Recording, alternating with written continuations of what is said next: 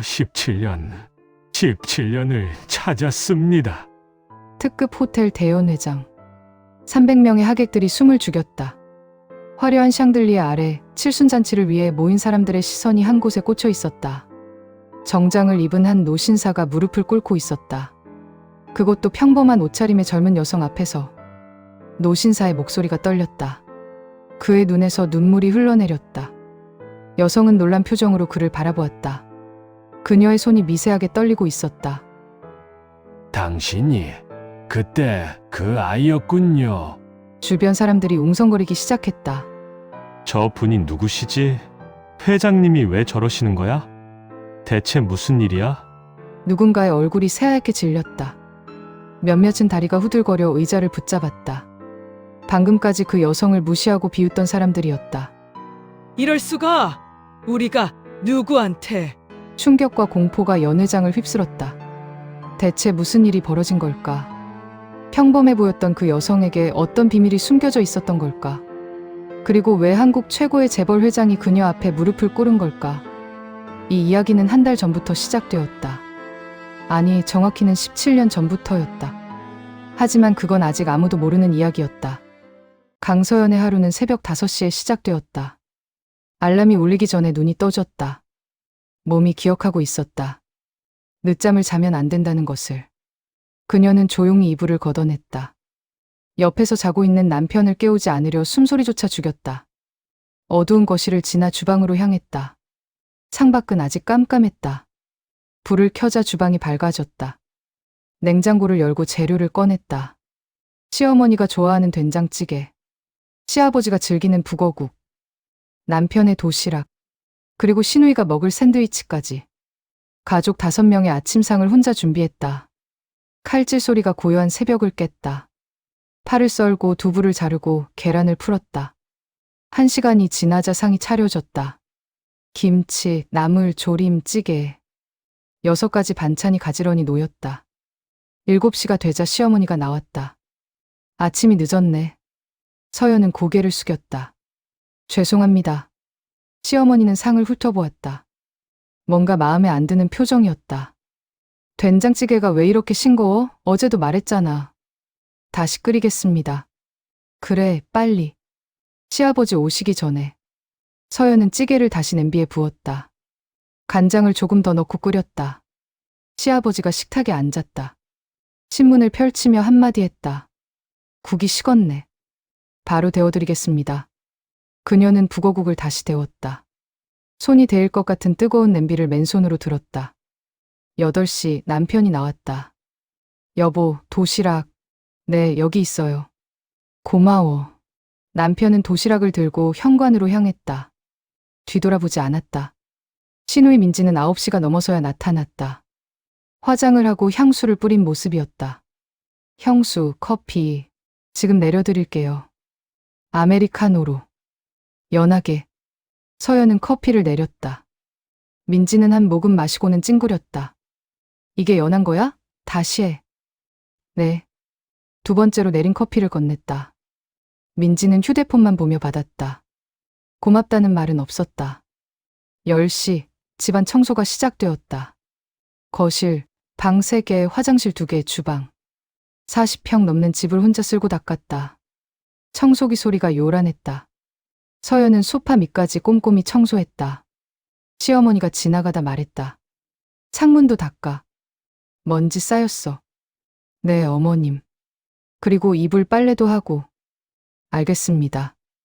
12시 점심 준비. 다시 주방에 섰다. 시어머니는 집에서 점심을 먹었다. 남편과 시아버지, 시누이는 밖에서 먹지만 오늘은 뭐 해줄 거야? 비빔국수 어떠세요? 어제도 국수였잖아. 밥 해. 네. 그녀는 밥을 지었다. 반찬을 데우고 국을 끓였다. 시어머니는 식사하면서도 계속 말했다. 우리 민수 불쌍해. 이런 며느리 만나서. 서연은 대답하지 않았다. 그저 고개를 숙이고 있었다. 대학도 못 갔으면서 뭘 할 줄 아는 게 있어야지. 밥이나 제대로 하면 다행이지. 숟가락을 놓는 소리가 들렸다. 시골에서 식당 일이나 하던 애가 우리 집 며느리라니. 에휴. 서연의 손이 떨렸다. 하지만 참았다. 언제나처럼. 오후 2시 빨래를 널었다. 무거운 이불을 들어 옥상으로 올라갔다. 햇볕이 뜨거웠다. 땀이 흘렀다. 등이 젖었다. 하지만 쉴 수 없었다. 빨래를 다 널고 내려오니 시어머니가 기다리고 있었다. 마트 좀 다녀와. 장 볼 게 있어. 지금 가겠습니다. 리스트 여기 있어.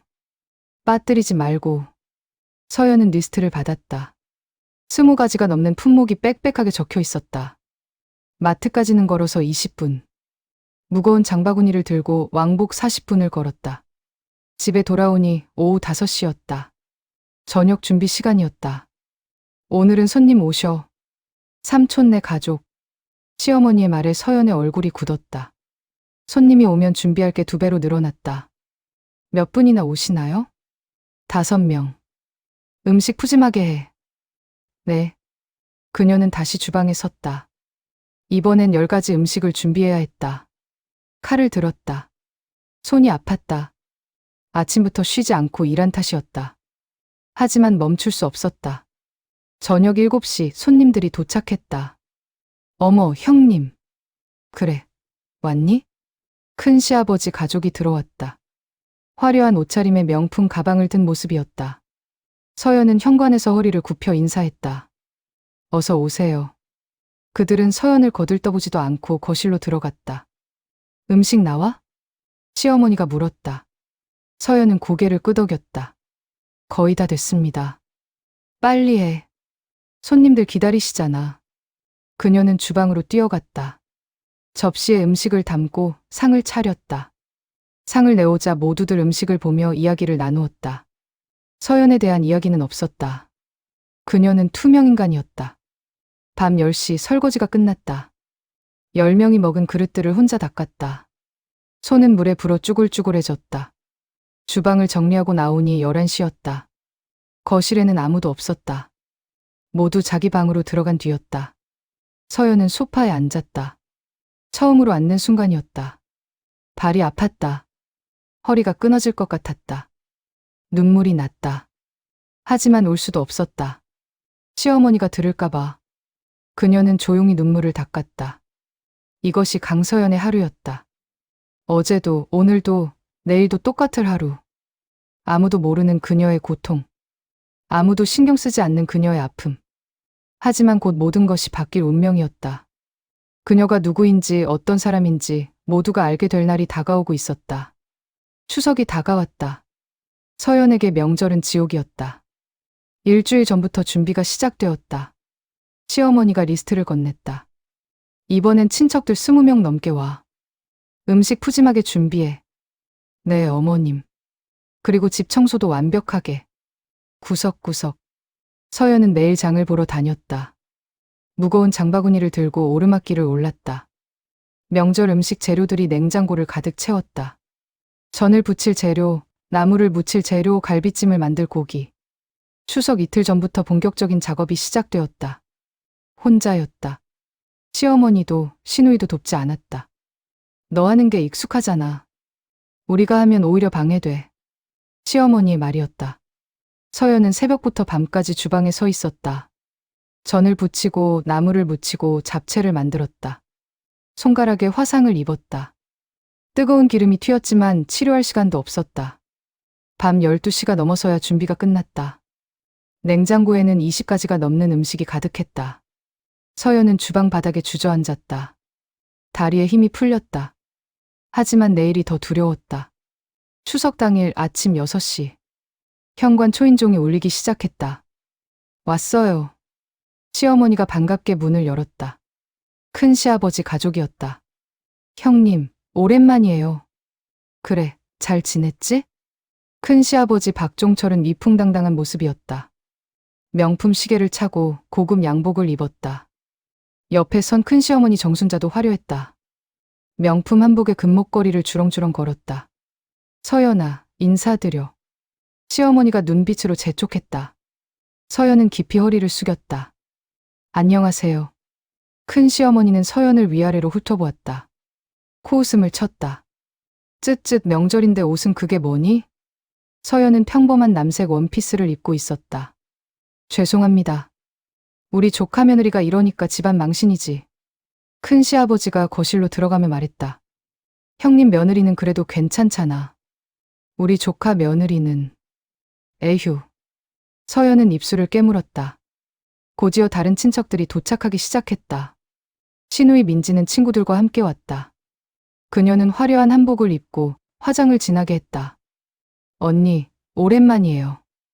민지가 서연을 보며 말했다. 하지만 그 눈빛에는 조롱이 가득했다. 음식 준비는 다 했어요? 우리 손님들 오시는데. 네, 다 준비했어. 그래? 다행이네. 언니는 그것밖에 못하니까. 민지의 친구들이 킥킥거렸다. 10시가 되자 거실이 가득 찼다. 20명이 넘는 친척들이 모였다. 테이블에 음식이 차려졌다. 서연이 이틀 동안 준비한 음식들이었다. 와, 음식 진짜 많다. 형님 댁은 역시 푸짐해. 친척들이 음식을 먹기 시작했다. 서연은 주방과 거실을 오가며 그릇을 채웠다. 여기 전 더 주세요. 국물 더 주세요. 끊임없이 요구가 쏟아졌다. 서연은 쉴 틈 없이 움직였다. 점심 식사가 끝날 무렵 사촌들이 거실에 모였다. 형수님도 앉으세요. 사촌 중 한 명이 말했다. 겉으로는 친절해 보였지만 서연은 알고 있었다. 그들이 무엇을 할지. 형수님, 대학교는 어디 나오셨어요? 예상했던 질문이 나왔다. 서연은 잠시 침묵했다. 저는 대학을 나오지 않았어요. 아, 그래요? 그럼 고등학교 어디 나오셨어요? 경상도 작은 고등학교요. 아, 그렇구나. 사촌들이 서로 눈빛을 주고받았다. 비웃는 기색이 역력했다. 요즘 세상의 고졸은 좀. 그렇죠. 형수님은 결혼 전에 뭐 하셨어요? 식당에서 일했어요. 아, 서빙이요? 네. 순간 정적이 흘렀다. 그리고 누군가 웃음을 터뜨렸다. 아니, 우리 민수 오빠가 식당 종업원이랑 결혼을 했어? 대박. 진짜? 서연은 고개를 숙였다. 얼굴이 뜨거웠다. 민지가 끼어들었다. 언니, 부끄러워하지 마세요. 학력이 전부는 아니잖아요. 겉으로는 위로하는 척이었지만 목소리에는 우월감이 가득했다. 저희는 다들 대학 나왔지만 언니처럼 순수한 사람도 필요하죠. 친구들이 또 킥킥거렸다. 큰 시어머니가 소파에서 일어났다. 서연아, 잠깐 이리 와봐. 서연은 큰 시어머니를 따라 안방으로 갔다. 문이 닫히자 큰 시어머니의 표정이 변했다. 이번 달 생활비 좀 빌려줘. 네? 우리 회사에 급한 일이 생겼어. 한 50만 원만. 서연은 당황했다. 큰 시아버지는 회사 사장이었다. 그런데 50만 원을 빌린다고? 저희도 형편이. 뭐, 내가 나한테 대드는 거야? 큰 시어머니의 목소리가 높아졌다. 내가 이 집에 시집 올 수 있었던 게 누구 덕분인데? 내가 허락했으니까 온 거잖아. 죄송합니다. 빨리 내놔. 안 그러면 내 시어머니한테 다 잃을 거야. 내가 얼마나 불효하는지. 서연은 떨리는 손으로 지갑을 꺼냈다.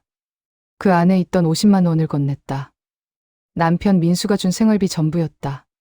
잘했어. 다음 달에도 부탁할게. 큰 시어머니는 돈을 받아들고 나갔다. 미소까지 지으며 서연은 빈 지갑을 바라보았다. 눈물이 차올랐다. 하지만 울 수 없었다. 밖에 사람들이 있었다. 저녁 무렵 친척들은 여전히 거실에 모여 있었다. 민지가 휴대폰을 꺼냈다. 다들 사진 찍어요, 가족 사진. 친척들이 모였다. 화려한 한복을 입은 사람들이 카메라 앞에 섰다. 서연 언니는 빠지세요. 옷이 너무 안 어울려서. 민지가 웃으며 말했다. 다들 동의하듯 고개를 끄덕였다. 서연은 구석에 서서 그들을 바라보았다. 셔터 소리가 울렸다. 플래시가 터졌다. 그 누구도 서연을 찾지 않았다. 밤 9시 친척들이 떠나기 시작했다. 오늘 음식 맛있었어요. 다음에 또 올게요. 그들은 웃으며 인사했다. 서연에게가 아니라 시어머니에게. 서연은 현관에서 고개를 숙여 배웅했다. 마지막 손님이 나간 후 시어머니가 돌아섰다. 설거지 빨리 해. 내일 아침에 안 남아있게. 네. 서연은 주방으로 갔다. 산더미 같은 그릇들이 싱크대에 쌓여 있었다. 20명이 먹고 쓴 그릇들. 적어도 100개는 넘었다. 그녀는 고무장갑을 끼고 설거지를 시작했다. 물 흐르는 소리만이 고요한 밤을 채웠다. 손이 시렸다. 찬물에 손이 얼었다. 하지만 멈출 수 없었다. 1시간이 지났다. 2시간이 지났다. 밤 11시가 되어서야 마지막 그릇을 닦았다. 서연은 싱크대에 기댔다. 다리에 힘이 없었다. 거실로 나왔다. 모두 잠든 고요한 집이었다. 소파에 앉았다. 그제야 눈물이 터졌다. 소리 없이 울었다. 어깨가 떨렸다. 오늘 하루가 끔찍했다. 무시당하고 조롱당하고 돈까지 빼앗겼다. 하지만 내일도 모레도 똑같을 것이다. 언제까지 이렇게 살아야 할까? 언제까지 참아야 할까? 서연은 알지 못했다. 그녀의 삶이 곧 완전히 바뀔 거라는 것을. 그녀를 무시했던 모든 사람들이 무릎 꿇게 될 거라는 것을. 운명의 날이 다가오고 있었다. 추석이 지나고 일주일 후 시어머니가 서연을 불렀다. 서연아, 앉아봐. 거실 소파에 시댁 식구들이 모여 있었다. 시어머니, 시아버지, 시누이까지. 서연은 불길한 예감이 들었다. 다음 달이 큰아버님 칠순이야. 시어머니가 말했다. 특급 호텔에서 대규모로 할 거래. 300명 넘게 오신다던데. 서연은 고개를 끄덕였다. 아직 자신과 무슨 상관인지 몰랐다. 초대장을 내가 써야겠어. 네? 손글씨로 300장. 정성이 느껴지게. 서연의 얼굴이 굳었다. 300장을 손으로 쓴다고? 그리고 답례품도 내가 준비해. 300개 포장하는 거. 신우이가 덧붙였다. 언니가 제일 잘하잖아요. 우리가 하면 티나니까. 하지만. 뭐, 싫어? 시어머니의 목소리가 차갑게 식었다. 큰아버님 칠순인데 이것도 못해? 내가 이 집 며느리 맞아? 서연은 입을 다물었다. 알겠습니다. 잘 생각했어. 내일부터 시작해. 다음 날부터 서연의 지옥이 시작되었다. 300장의 초대장 용지가 책상 위에 쌓였다. 붓펜과 먹물도 준비되어 있었다. 시어머니가 견본을 내밀었다. 이렇게 정갈하게 써. 삐뚤어지면 다시 쓰는 거야. 네. 서연은 붓펜을 잡았다. 첫 글자를 썼다. 1장, 2장, 3장. 손목이 아프기 시작했다. 10장을 쓰자 손가락이 굳었다. 하지만 멈출 수 없었다. 290장이 남아 있었다. 첫날 50장을 썼다. 밤 12시가 넘어서였다. 둘째 날 60장을 썼다. 손목에 쥐가 났다. 셋째 날 시어머니가 확인하러 왔다. 이건 뭐야? 글씨가 왜 이렇게 흐려? 죄송합니다. 다시 쓰겠습니다. 당연히 다시 써야지. 30장 다 갈아엎어. 서연은 30장을 찢었다. 그리고 다시 썼다. 일주일이 지나서야 300장이 완성되었다. 손목은 퉁퉁 부어 있었다. 밤마다 파스를 붙이고 잤다. 하지만 끝이 아니었다. 이제 답례품 포장해. 큰 시어머니가 트럭으로 물건들을 실어왔다. 300개의 한과 세트, 300개의 포장지, 300개의 리본. 다 예쁘게 포장해야 해. 재벌 회장님도 오시니까. 서연은 귀를 의심했다. 재벌 회장님이요? 그래, 한국산업그룹 이재훈 회장님. 우리 큰아버님 회사가 그 그룹이랑 협력업체거든. 큰 시어머니는 자랑스러운 표정이었다. 온 나라 사람들이 다 아는 분이 오신대. 우리 집안 위상이 엄청 높아지는 거야. 신우이도 흥분한 목소리로 말했다.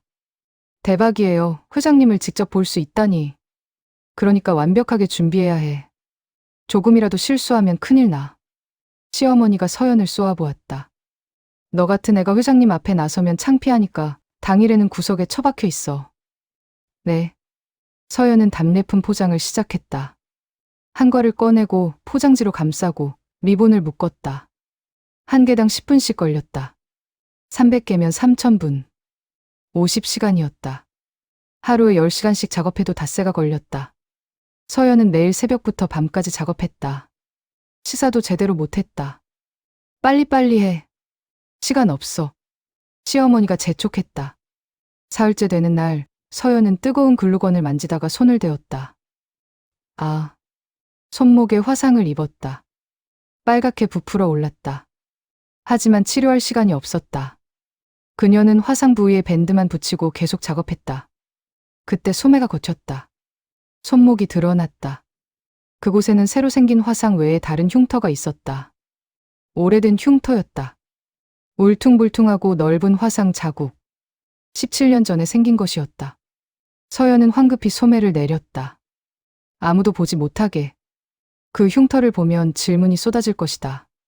어떻게 생긴 거냐고. 언제 다쳤냐고. 그리고 그녀는 대답하고 싶지 않았다. 그 끔찍했던 날을. 일주일 후 답례품 포장이 완료되었다. 300개의 포장된 선물이 방 한쪽을 가득 채웠다. 큰 시어머니가 확인하러 왔다. 그럭저럭 괜찮네. 그래도 회장님 것은 따로 포장해야겠어. 네? 당연하지. 회장님 것을 다른 사람들이랑 똑같이 주면 안 되잖아. 서연은 특별 포장을 하나 더 준비했다. 더 화려하고 고급스럽게. 칠순잔치가 일주일 앞으로 다가왔다. 시댁 식구들은 흥분 상태였다. 회장님 뵙게 된다. 사진 꼭 찍어야 해. 옷은 뭐 입지? 한복? 양복? 매일 그 이야기뿐이었다. 서연만 조용했다. 그녀는 여전히 준비에 시달렸다.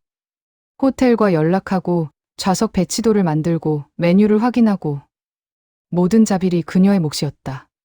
칠순잔치 3일 전 시어머니가 또 지시를 내렸다. 당일날 친척들 차 픽업도 내가 해. 저는 운전을. 뭐? 운전도 못해? 그럼 택시비라도 내가 내. 알겠습니다. 서연은 통장을 확인했다. 남은 돈이 거의 없었다. 큰 시어머니에게 빼앗긴 50만 원이 컸다.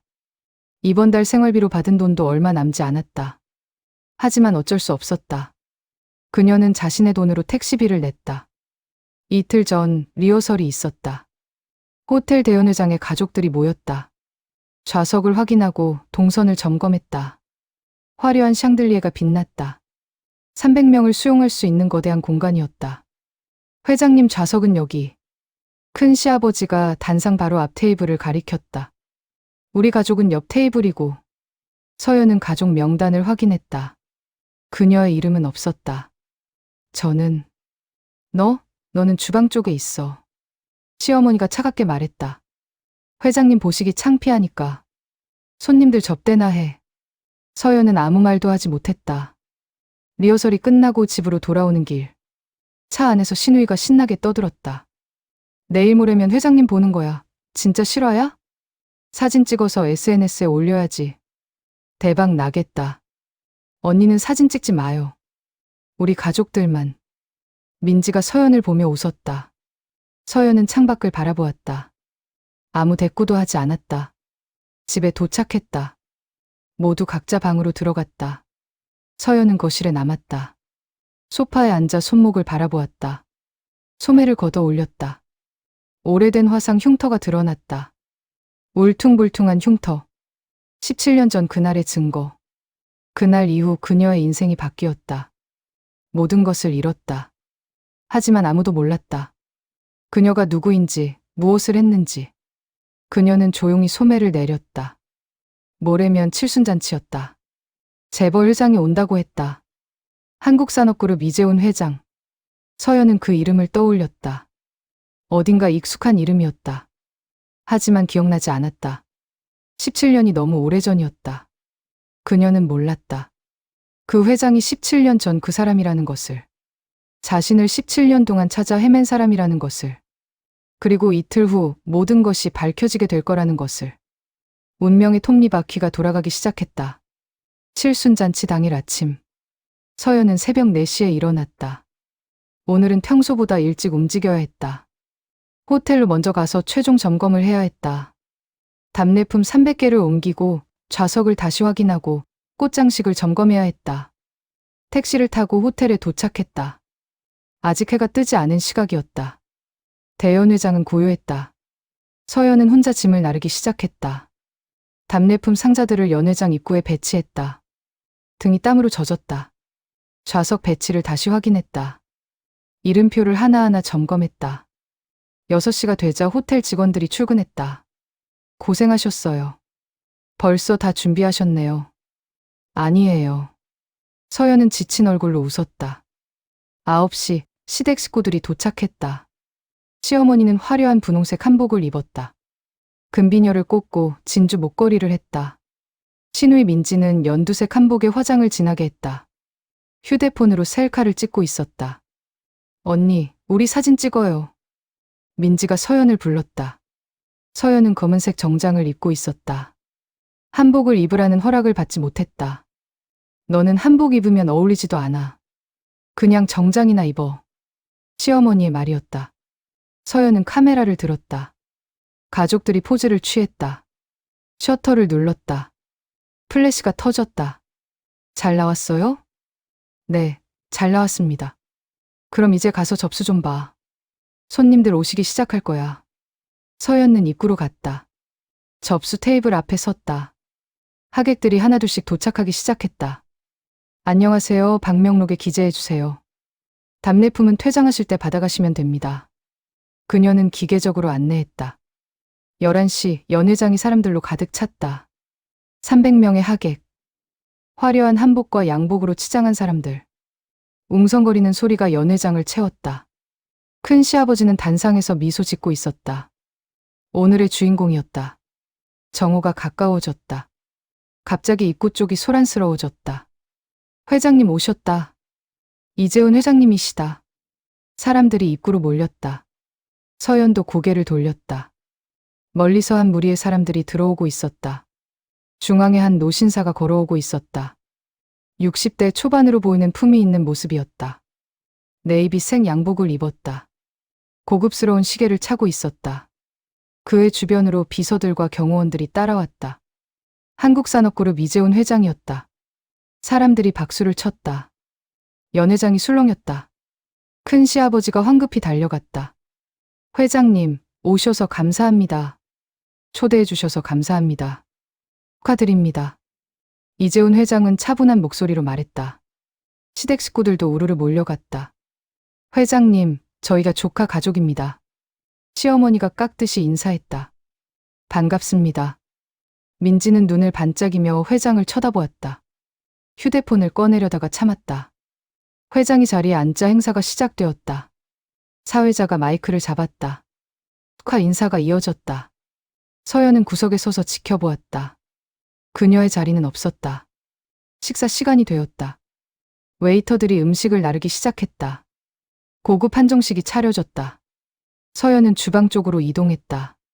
시어머니의 지시였다. 너는 주방에서 음식 나가는 거 확인해. 회장님 테이블은 특히 신경 써. 네. 서연은 주방에 들어갔다. 요리사들이 분주하게 움직이고 있었다. 그녀는 접시를 나르고 음식을 확인하고 웨이터들에게 지시했다. 1시간이 지났다. 식사가 한창이었다. 주방에서 나와 연 회장을 살짝 들여다보았다. 모두 즐겁게 먹고 있었다. 회장은 조용히 식사하고 있었다. 주변 사람들이 계속 말을 걸었지만 그는 예의 바르게 대답할 뿐이었다. 갑자기 시누이가 주방으로 들어왔다. 언니, 회장님이 물 달라고 하셨어요. 빨리 갖다 드려요. 알겠어. 서연은 물병을 들고 연 회장으로 나갔다. 회장 테이블로 다가갔다. 조심스럽게 물을 따르려 했다. 그때 시누이의 목소리가 들렸다. 회장님, 저희 형수예요. 서연은 손을 멈췄다. 시누이가 왜 자신을 소개하는지 이해할 수 없었다. 회장이 고개를 들었다. 서연을 바라보았다. 그렇습니까? 짧은 대답이었다. 회장은 다시 고개를 숙였다. 하지만 시누이는 멈추지 않았다. 저희는 다들 명문대 나왔는데 형수만 고졸이라서요. 순간 정적이 흘렀다. 서연의 얼굴이 새하얗게 질렸다. 재벌 회장 앞에서 자신의 학력을 공개한 것이다. 주변 테이블 사람들이 쳐다보았다. 수군거리는 소리가 들렸다. 회장은 아무 말도 하지 않았다. 그저 고개를 끄덕였을 뿐이었다. 큰 시어머니가 끼어들었다. 회장님, 죄송합니다. 애가 좀 부족해서요. 아니에요, 괜찮습니다. 회장은 차분하게 말했다. 서연은 물을 다 따르고 물러났다. 얼굴이 화끈거렸다. 주방으로 돌아가는 길에 시어머니와 마주쳤다. 너 뭐 했어? 회장님 앞에서 창피하게. 죄송합니다. 주방에만 있으라고 했잖아. 왜 나왔어? 민지가 물을 변명하지 마. 앞으로 나오지도 마. 서연은 고개를 숙였다. 눈물이 차올랐다. 주방으로 돌아갔다. 구석에 서서 눈물을 참았다. 행사는 계속되었다. 케이크 커팅, 축가, 가족사진 촬영. 서연은 주방에서 그 모든 것을 놓쳤다. 아니, 참석하지 못했다. 오후 4시 행사가 끝났다. 하객들이 떠나기 시작했다. 답례품을 들고 나갔다. 이재훈 회장부 자리에서 일어났다. 큰 시아버지가 배웅했다. 회장님, 정말 감사합니다. 좋은 시간이었습니다. 건강하십시오. 회장은 미소 지으며 악수했다. 그리고 연 회장을 나갔다. 하객들이 모두 떠난 후 연 회장은 텅 비었다. 테이블 위에는 사용한 그릇들이 산더미처럼 쌓여 있었다. 시어머니가 서연을 불렀다. 정리해. 다 치워. 네. 우리는 먼저 갈 거야.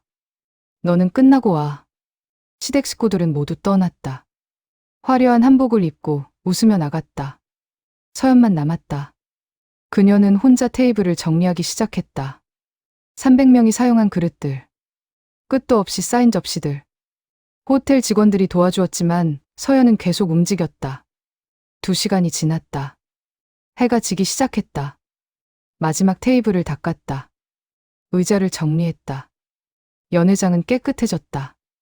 아무 일도 없었던 것처럼. 서연은 화장실로 갔다. 거울 앞에 섰다. 지친 얼굴이 비쳤다. 화장기 없는 창백한 얼굴. 눈가에 눈물이 고여 있었다. 그녀는 세면대에 손을 짚고 고개를 숙였다. 눈물이 뚝뚝 떨어졌다. 오늘 하루가 악몽 같았다. 재벌 회장 앞에서 망신을 당하고 가족 행사에서 배제되고 혼자 남아 정리했다. 언제까지 이렇게 살아야 할까?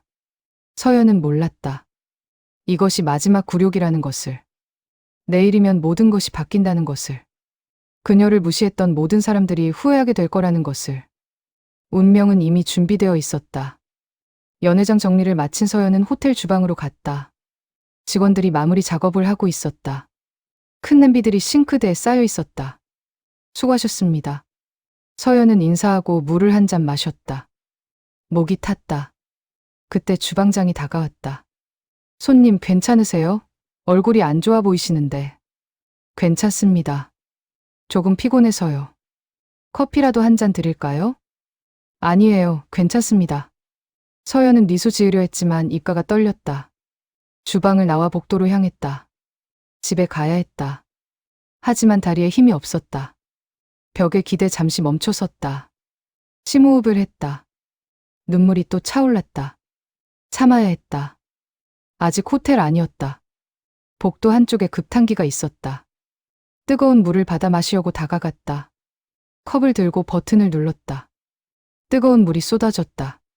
그런데 컵이 미끄러졌다. 아, 뜨거운 물이 손목에 쏟아졌다. 순간적인 일이었다. 서연은 황급히 컵을 놓았다. 손목이 화끈거렸다. 빨갛게 부풀어 올랐다. 화상이었다.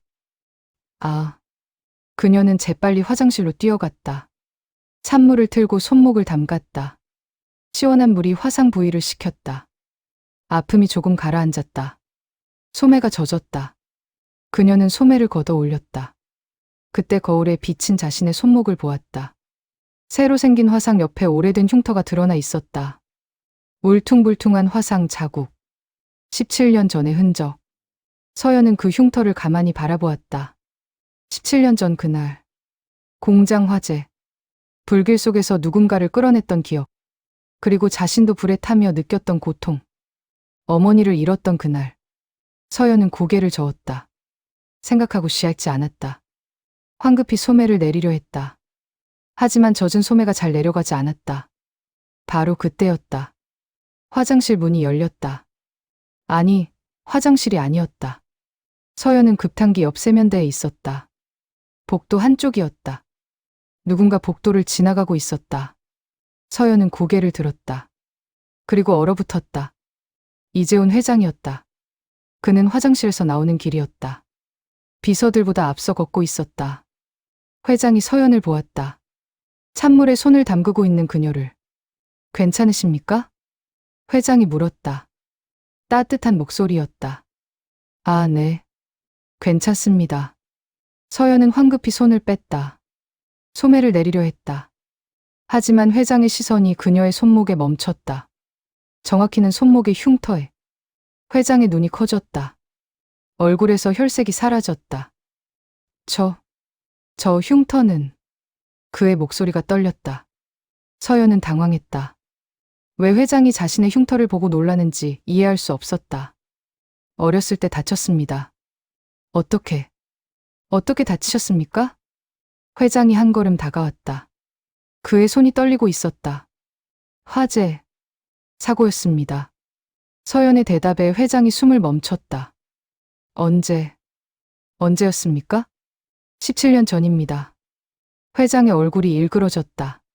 그의 눈에 눈물이 고였다. 등에도 흉터가 있습니까? 서연은 충격을 받았다. 어떻게 알았을까? 자신의 등에 큰 화상 흉터가 있다는 것을. 어떻게? 대답해 주십시오. 제발. 회장의 목소리는 간절했다. 애원하는 것 같았다. 네, 있습니다. 순간 회장이 비틀거렸다. 뒤에 있던 비서가 황급히 부축했다. 회장님, 괜찮아. 회장은 손을 내저었다. 그리고 서연을 똑바로 쳐다보았다. 당신이 그 아이였습니까? 네. 17년 전. 경상도 공단 화재.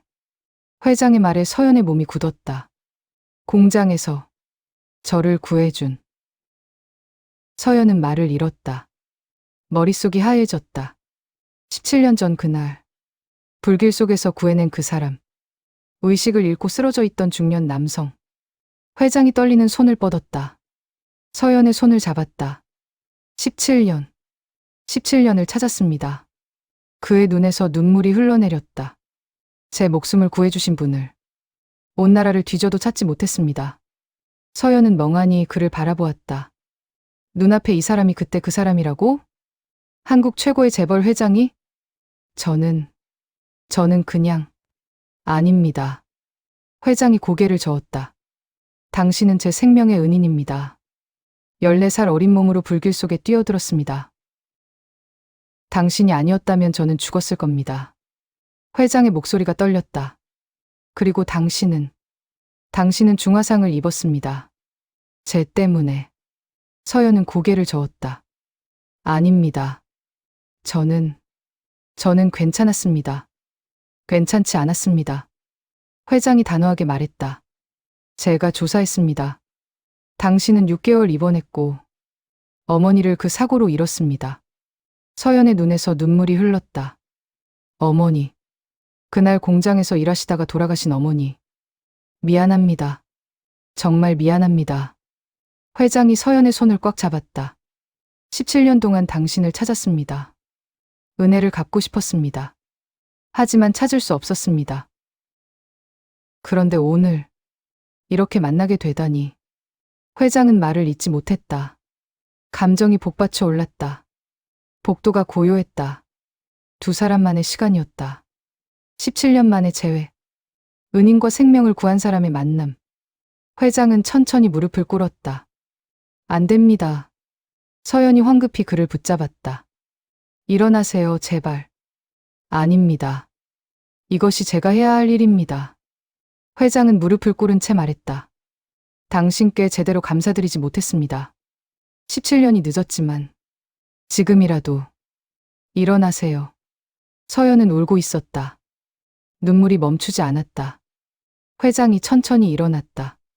하지만 여전히 서연의 손을 잡고 있었다.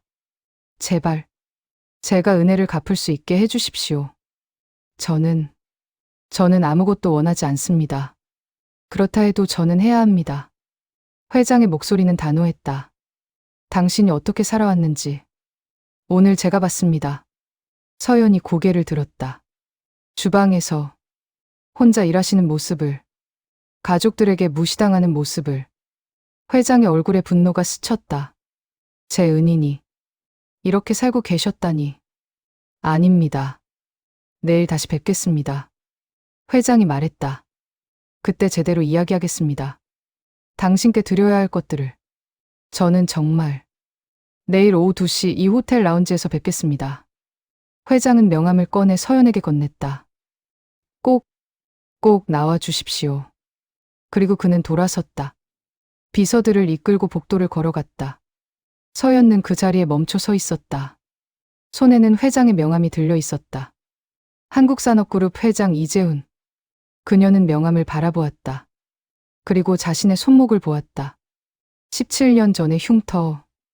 모든 것을 바꿔놓을 흉터. 운명이 움직이기 시작했다. 다음날 오전 10시.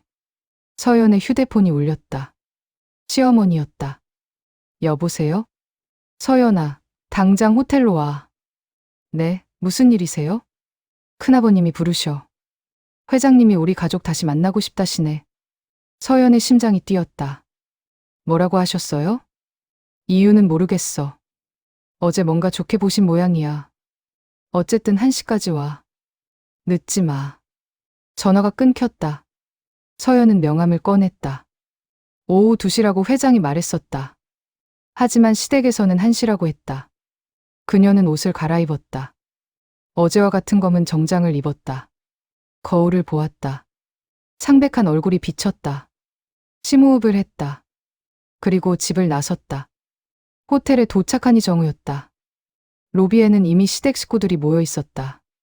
시어머니, 시아버지, 시누이, 그리고 큰시아버지 가족까지. 왔니? 시어머니가 서연을 보았다. 네, 어머님. 회장님이 특별 라운지로 오래. 우리 가족이랑 이야기하고 싶다시네. 큰시아버지는 들뜬 표정이었다. 아마 우리 회사랑 직거래 하시려나 봐. 대박이야. 그러게요. 어제 칠순잔치가 정말 좋으셨나 봐요. 큰시어머니도 신이 나 있었다. 시누이는 벌써 화장을 고치고 있었다. 회장님 또 뵙는 거예요? 대박. 오늘은 사진 꼭 찍어야지. 모두가 기대에 차 있었다. 1시 정각. 호텔 직원이 나타났다. 박종철 회장님 일행이십니까? 네, 맞습니다. 이쪽으로 오십시오. 그들은 직원을 따라 이동했다. 엘리베이터를 타고 최상층으로 올라갔다. 문이 열리자 화려한 라운지가 나타났다. 넓은 공간에 고급 소파들이 배치되어 있었다. 거대한 창문으로 도시 전망이 펼쳐졌다. 그리고 중앙에 이재훈 회장이 서 있었다. 어서 오십시오. 회장이 미소 지으며 맞았다. 회장님, 초대해 주셔서 감사합니다. 큰 시아버지가 황급히 인사했다. 앉으십시오. 모두가 소파에 앉았다. 서연은 구석자리에 앉았다. 회장은 서연을 바라보았다. 그리고 고개를 끄덕였다. 오늘 여러분을 부른 이유가 있습니다. 회장이 입을 열었다. 모두가 귀를 기울였다. 거래 이야기를 기대하는 눈빛이었다. 어제 칠순잔치에서 제가 오랫동안 찾던 분을 만났습니다. 사람들이 어리둥절한 표정을 지었다. 17년 전 저는 큰 사고를 당했습니다. 경상도 공단 지역협력업체 공장 화재였습니다. 회장의 목소리가 무거워졌다. 그때 저는 현장 점검 중이었습니다. 화재가 발생했고 저는 의식을 잃고 쓰러졌습니다. 시댁 식구들이 숨을 죽였다. 그때 한 어린 소녀가 저를 구해주었습니다.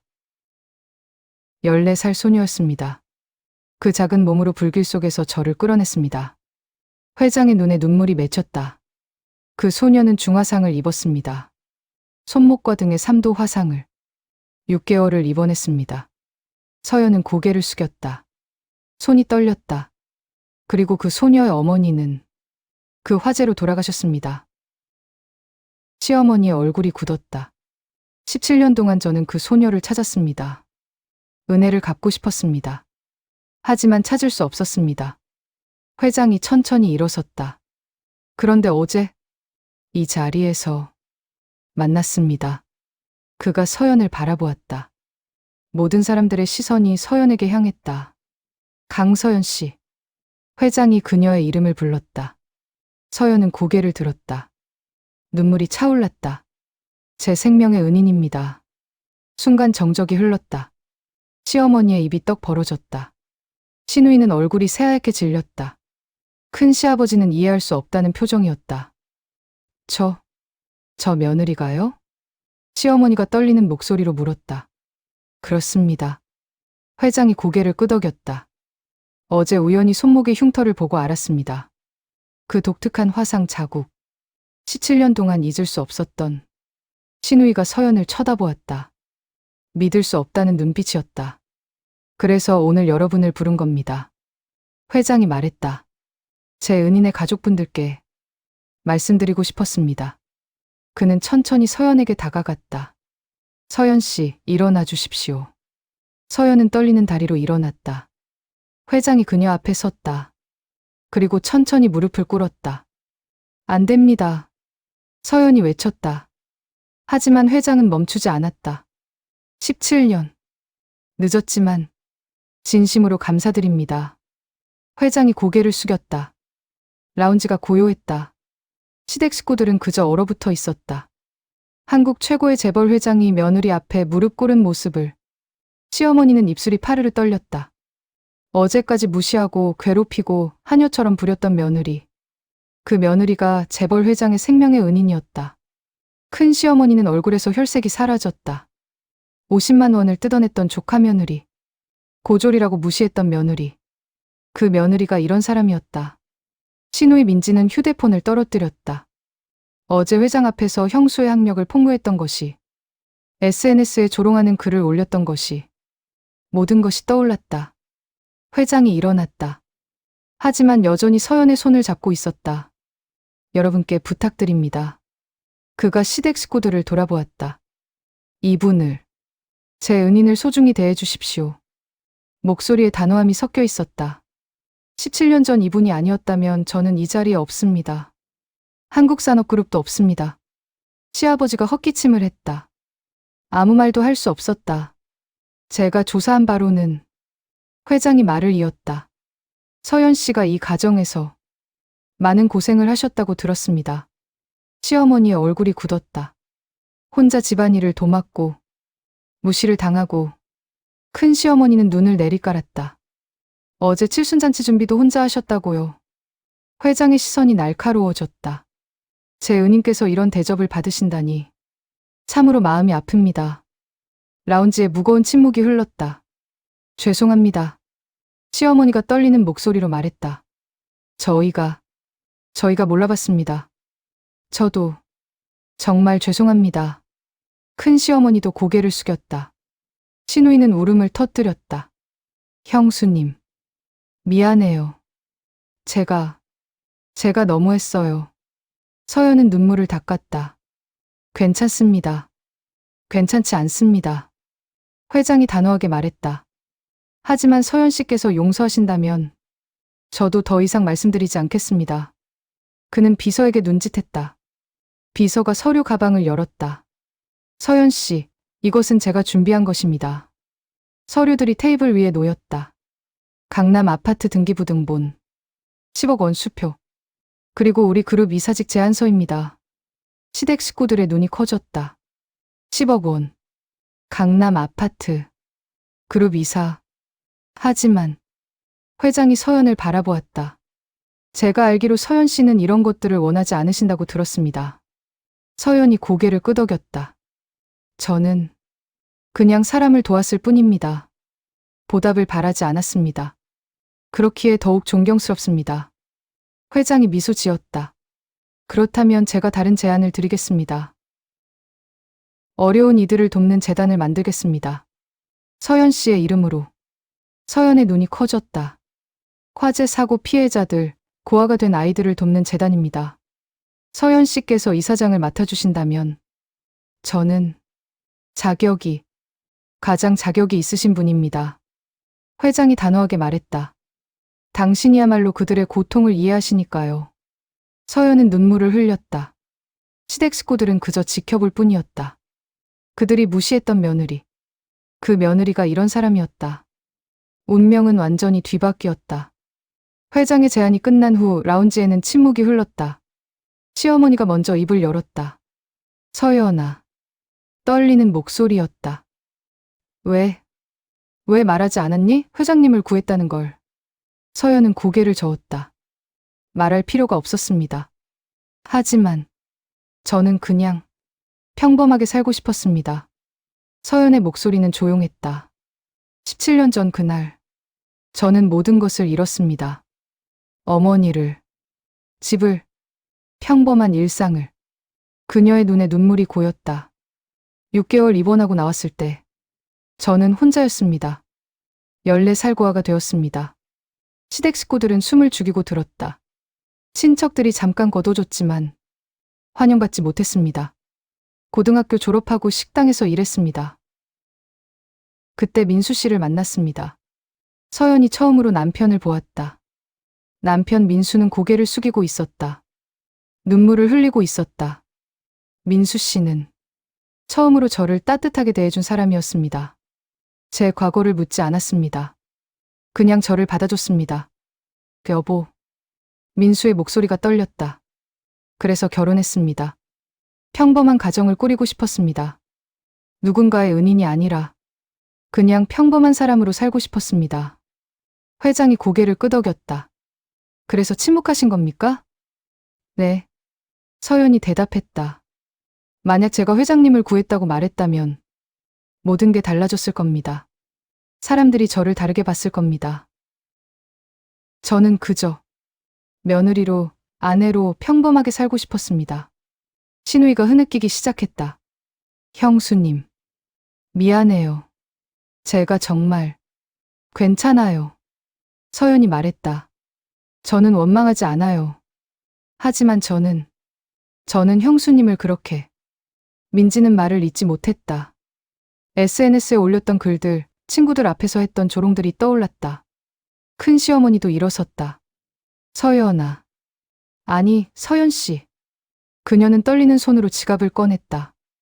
이거 돌려드릴게요. 50만 원 수표였다. 서연에게서 뜯어낸 돈. 됐습니다. 서연이 손을 저었다. 필요하시면 쓰세요. 아니에요. 제가 정말 죄송해요. 큰 시어머니는 눈물을 흘렸다. 시어머니도 자리에서 일어났다. 서연아. 그녀는 며느리 앞에 섰다. 그리고 천천히 고개를 숙였다. 미안하다. 정말 미안하다. 어머님. 내가 너를 너무 못살게 굴었구나. 시어머니의 목소리가 떨렸다. 시골 출신이라고, 학력이 낮다고. 너를 무시했어. 하녀처럼 부렸어. 하지만 너는 이런 사람이었구나. 회장님 목숨을 구한 그런 사람이었는데. 서연은 시어머니를 부축했다. 일어나세요. 미안하다. 정말 미안하다. 시어머니는 며느리를 끌어안았다. 울음을 터뜨렸다. 용서해줘. 제발. 서연도 눈물을 흘렸다. 괜찮습니다. 다 괜찮습니다. 남편 민수가 다가왔다. 여보. 그는 아내 앞에 무릎을 꿇었다. 미안해. 정말 미안해. 당신. 나는 남편이면서도 너를 지켜주지 못했어. 엄마가 괴롭힐 때, 민지가 놀릴 때, 나는 그저 지켜만 봤어. 민수는 고개를 들지 못했다. 너한테 참으라고만 했지. 나는 정말 비겁한 남편이었어. 아니에요. 아니야. 나는 비겁했어. 그가 아내의 손을 잡았다. 하지만 이제는 달라질 거야. 내가 너를 지킬게. 누구도 너를 함부로 대하지 못하게 할게. 서연은 남편을 일으켰다. 고마워요. 두 사람은 서로를 안았다. 회장이 조용히 지켜보고 있었다. 미소가 번졌다. 하지만 그의 눈빛은 진지했다. 서연 씨. 회장이 다시 입을 열었다. 한 가지만 더 말씀드려도 되겠습니까? 네, 회장님. 회장은 깊이 숨을 들이쉬었다. 저는 자식이 없습니다. 모두가 놀란 표정을 지었다. 부인과는 일찍 사별했고 아이는 갖지 못했습니다. 평생 혼자 살아왔습니다. 그래서 제가 감히 부탁드립니다. 회장이 서연을 바라보았다. 제 딸이 되어주시겠습니까? 순간 나온지가 조용해졌다. 서연의 눈이 커졌다. 회장님, 법적으로 양녀로 입적하자는 것은 아닙니다. 그저 마음으로 제 딸로 생각하고 싶습니다. 회장의 목소리가 떨렸다. 당신은 제 목숨을 구했습니다. 그리고 어머니를 잃었습니다. 제 때문에. 아닙니다. 저는 당신의 아버지가 될 수는 없겠지만 당신을 아버지처럼 아끼고 싶습니다. 서연은 눈물을 닦았다. 회장님, 거절하셔도 괜찮습니다. 하지만 제 진심만은 받아주십시오. 서연은 잠시 침묵했다. 그리고 고개를 끄덕였다. 감사합니다. 정말 감사합니다. 회장이 미소 지었다. 그의 눈에도 눈물이 맺혔다.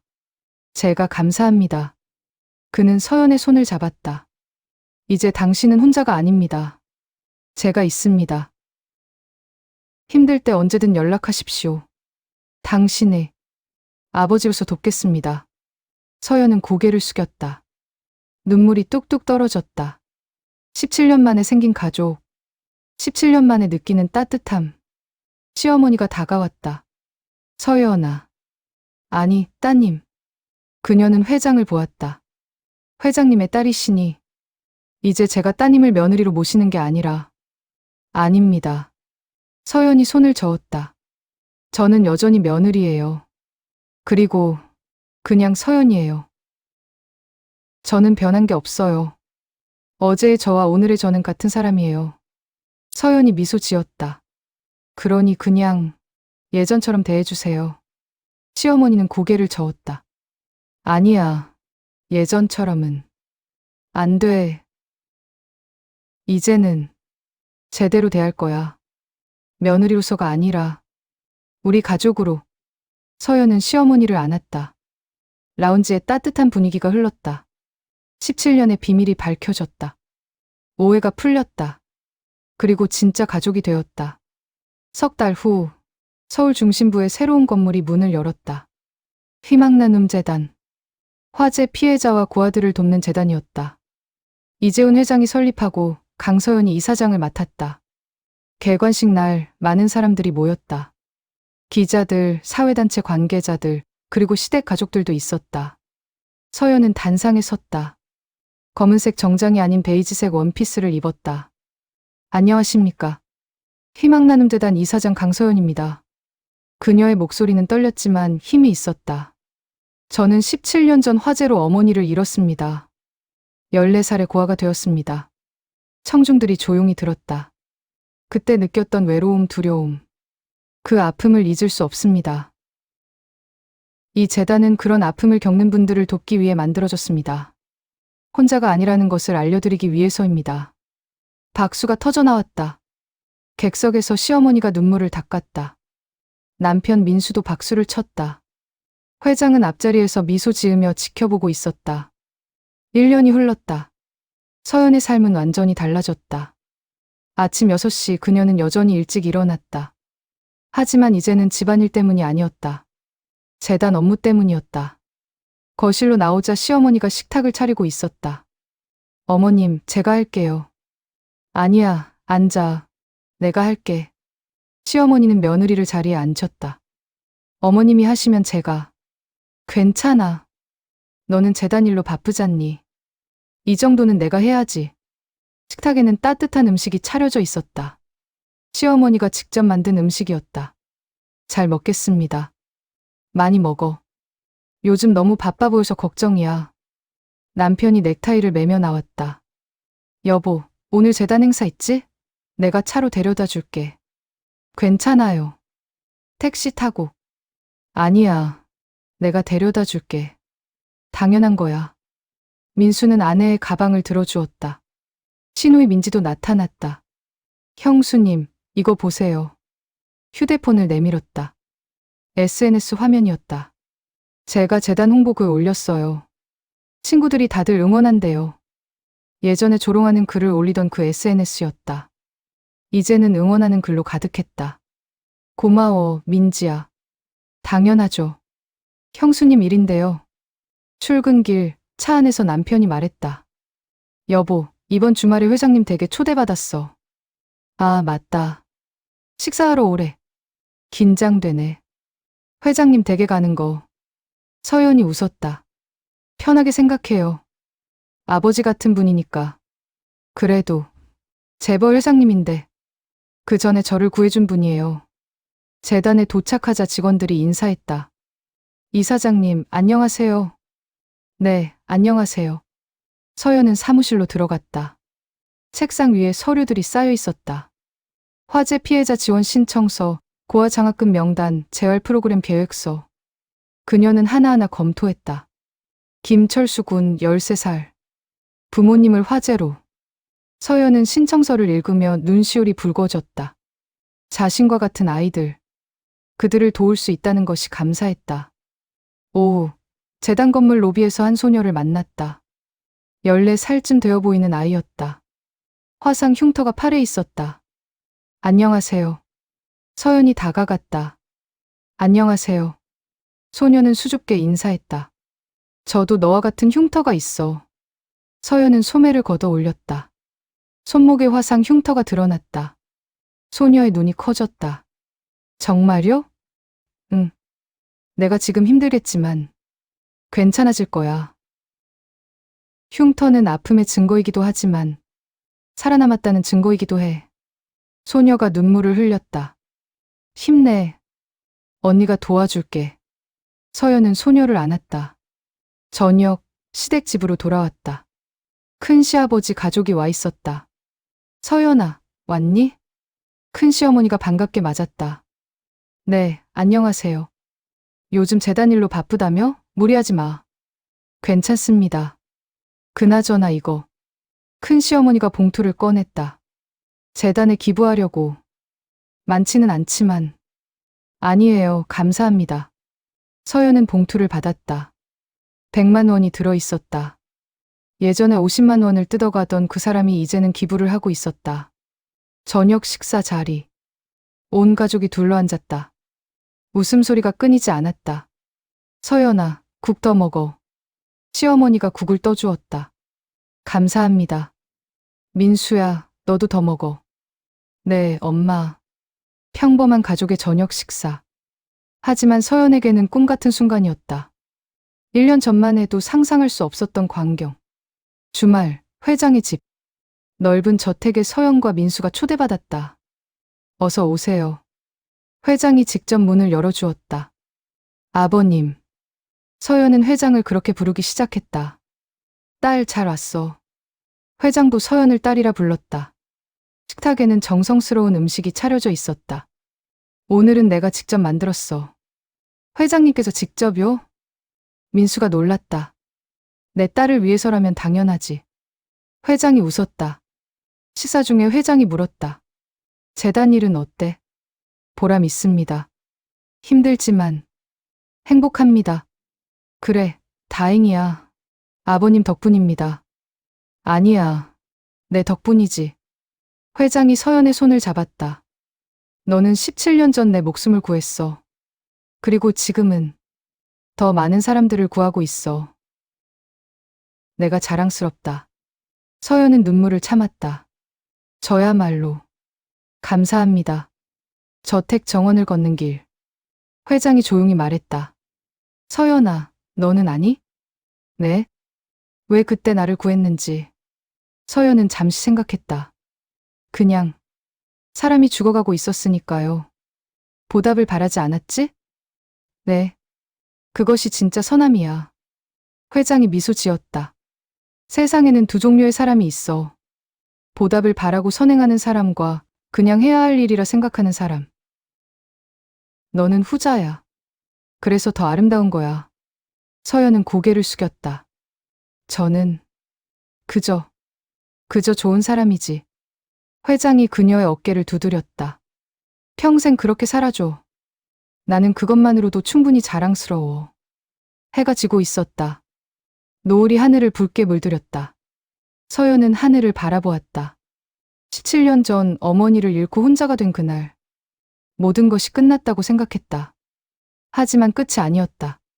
새로운 시작이었다. 고통을 겪었기에 다른 이들의 아픔을 이해할 수 있었다. 무시를 당했기에 겸손할 수 있었다.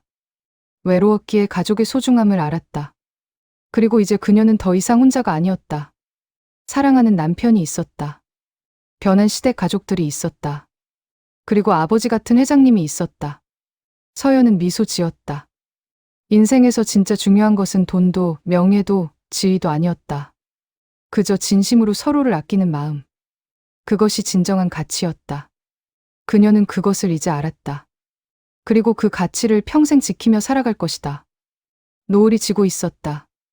하지만 서연의 인생에는 이제 아침이 밝아오고 있었다.